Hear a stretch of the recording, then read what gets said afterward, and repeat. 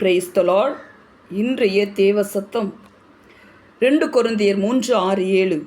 நான் நட்டேன், அப்போலோ நீர் பாய்ச்சினான், தேவனோ விளையச் செய்தார். இப்படி இருக்க நடுகிறவனாலும் ஒன்றுமில்லை, நீர் பாய்ச்சுகிறவனாலும் ஒன்றுமில்லை, விளையச் செய்கிறவர் தேவனாலே எல்லாம் ஆகும் என்று இப்படித்தான் தேவவசனம் சொல்லுகிறது.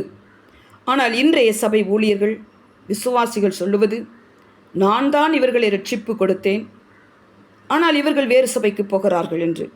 வேதம் சொல்லுகிறது, நீ நடலாம், இன்னொருவன் நீர் பாய்ச்சலாம், ஆனால் ரட்சிப்பை கொடுப்பவர் தேவனே. இதை இன்றைய சபைகள் உணர வேண்டும். நம் தேவனின் வேலையாட்கள். நம்முடைய வேலை முதலாவது மக்களை சந்திப்பது, இரண்டாவது தேவனின் வார்த்தையை சுவிசேஷமாக சொல்லுவது. நம்முடைய வேலை ரட்சிப்பை தருவது தேவன்தான். இதை விட்டு விட்டு ஜனங்களை இடரல் செய்வதுதான் இன்றைய சபைகளின் தவறு. இதை கேட்கும் ஒவ்வொரு சபைகளும் மக்களும் இதை அறிந்து கொள்ள வேண்டும். நானும் கூட மாத்திரம்தான். ஆமேன். அல்லேலூயா.